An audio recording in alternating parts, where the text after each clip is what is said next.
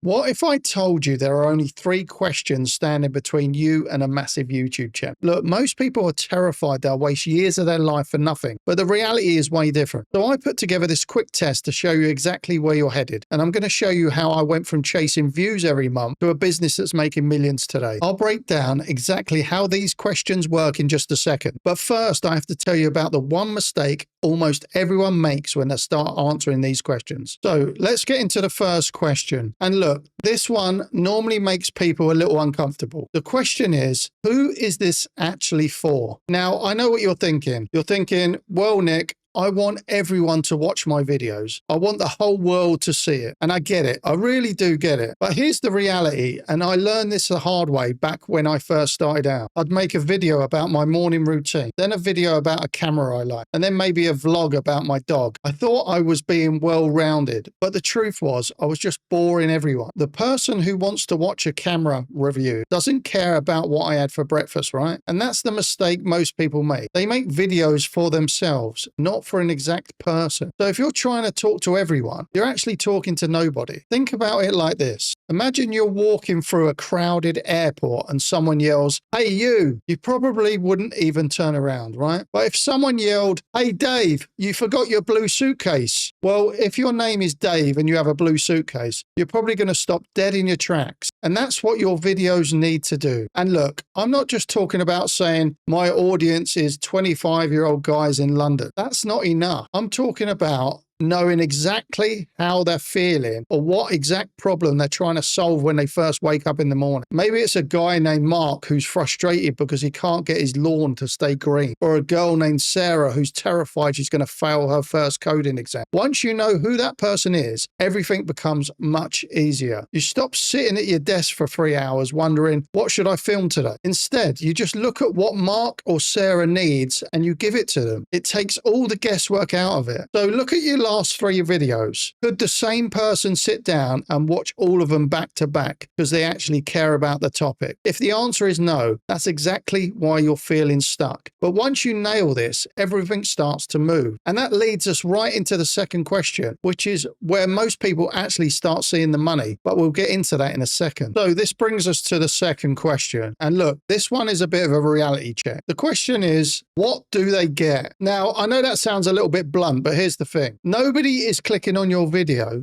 just because they want to be your friend. They aren't clicking out the goodness of their hearts or because they want to help you hit your goals. They're clicking because they want something for themselves. The reality is, every time someone sees your thumbnail, they're asking, what's in it for me? And if you can't answer that in about 2 seconds, they're gone. I remember back when I was struggling, I'd post these videos that were basically a day in my life. I thought, people see these big YouTubers doing vlogs, so I should do that too. But here was the problem. When a big creator vlogs, the thing the viewer gets is entertainment from a personality they already love. When I did it, nobody knew who I was. So they'd watch me drink a coffee, walk to the office, and they'd think, oh, okay. And I wasn't giving them a result. I wasn't giving them a specific feeling. I was just being vague. And being vague is the fastest way to kill a channel. So look, you have to decide what your thing is. Are you giving them a clear result? Like, by the end of this 10 minutes, you're going to know exactly how to fix that leaky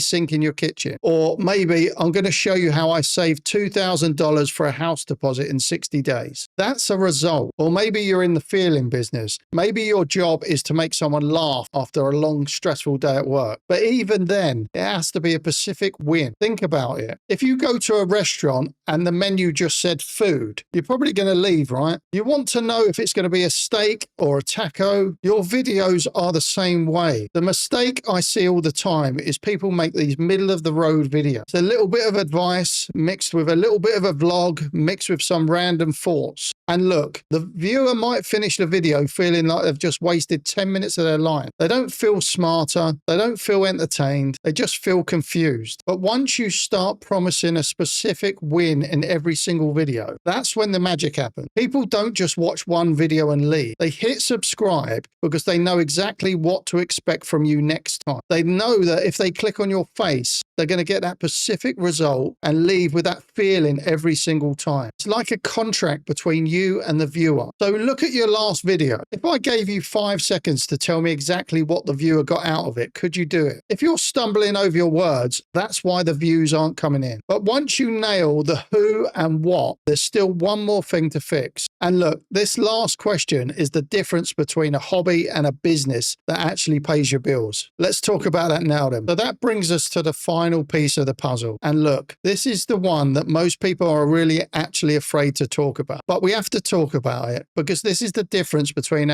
having a fun little hobby and actually building a career that changes your life. The third question is, how does this pay? Now look, I know some people talking about money is selling out, but the reality is the bills don't care about your passions. Your landlord doesn't care if you had a video go viral last Tuesday. I remember back when I was about 18 months into this journey, I finally had a video do well. It got about 50,000 views in a week. I was so excited. I thought I finally made it. Then the AdSense check came. It was for something like $140. I'd spent 40 hours making that video and I couldn't even pay my car insurance with the profit. That was a huge wake-up call for me. And that's the mistake most creators make. They think that the goal is just to get loads of views and hope Google writes them a big check. But if you're relying on AdSense to pay your bills, you're basically letting a computer algorithm decide if you can eat this month. And look, it's a terrifying way to live. So you have to decide right now, what is your real product? Because views are vanity metrics.